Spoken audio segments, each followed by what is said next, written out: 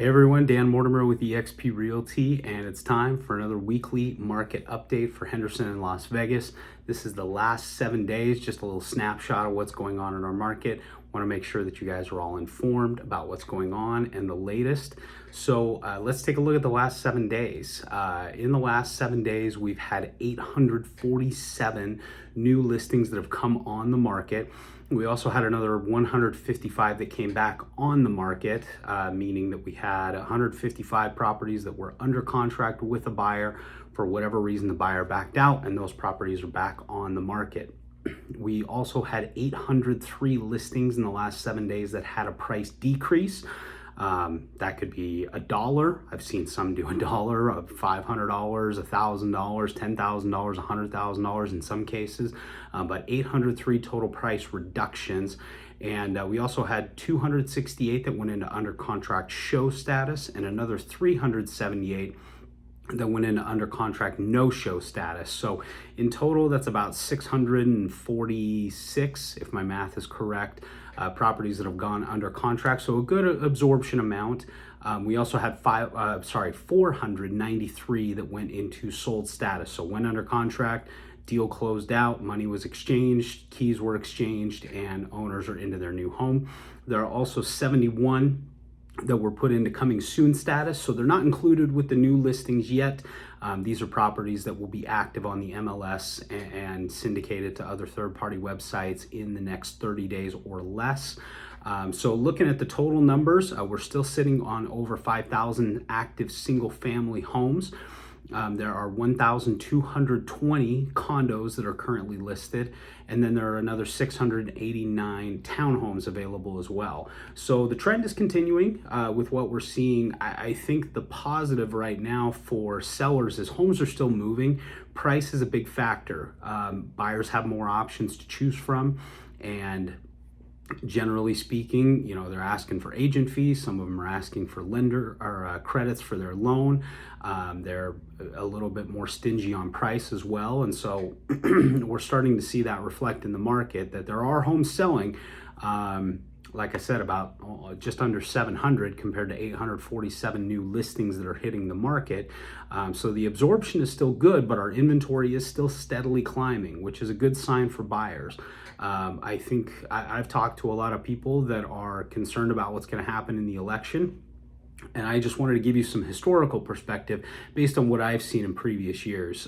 We do typically see election years are a little bit slower transaction-wise. Doesn't necessarily mean that prices are going up.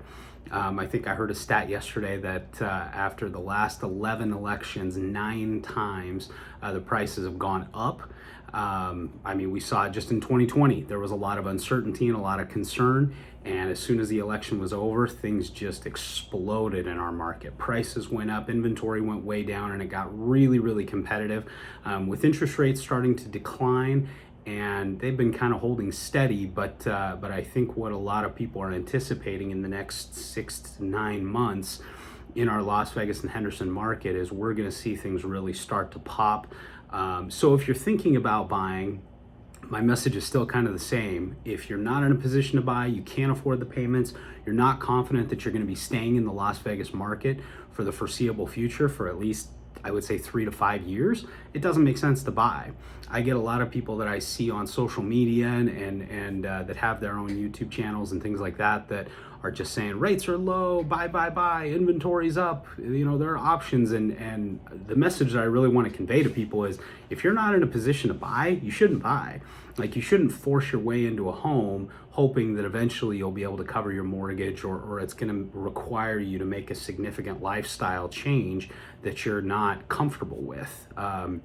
But if you are in a position to buy, you can afford the payments, you're going to be here long term, and it makes sense to get out of renting.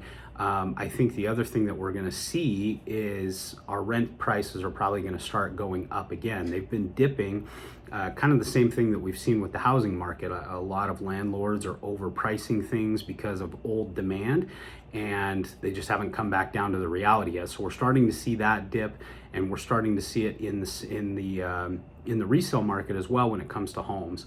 But it's going to change, and I think it's going to change pretty quickly after the election's over and we get through kind of some of these colder months. I think we're going to start to see demand really pick up.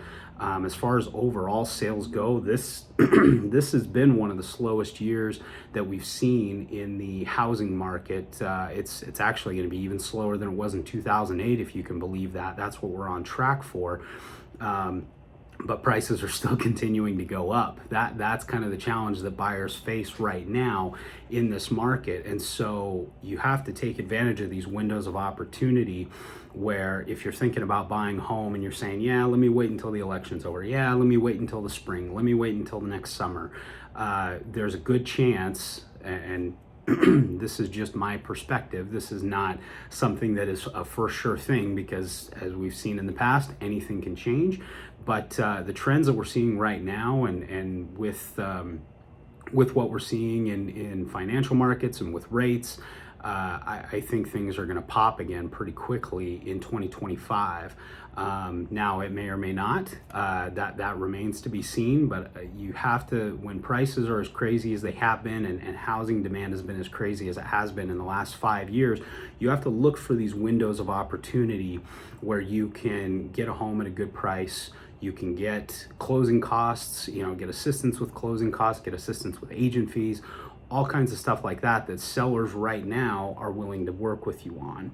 Whereas if things go crazy again, like we saw in 2021 and the beginning of 2022, that may not be the case anymore. You may be coming out of pocket a lot more for your closing costs, for agent fees, price.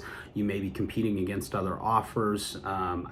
For those that were looking to buy in 2020 and 2021, you saw how crazy things got. People were going just bonkers, waiving contingencies and really taking on a lot of risk to secure a home because there was just so much competition in that at that time. So I would encourage you, if you're thinking about buying, if you're thinking about selling your home and getting into another one, this may be a unique window of opportunity over these next 90 days to be able to do so and get a lot of your costs covered. Now, if you're looking to sell and buy, it's a little bit challenging. You have to price your home reasonably well. You have to expect that buyers are probably going to be asking for some closing cost credit or some help in order to close their loan. But I still think it's a good time to do that, because what we see when the market picks up and it starts going crazy is we get people that can sell their home quickly, but buying the next home, whether that's upsizing, downsizing, going across town, whatever it may be, is much more challenging because you may have a subject to sale contingency in there. You may need help with closing cost credits. You may need help with agent fees, whatever it may be. It's just much more challenging because you have a lot more competition in the market.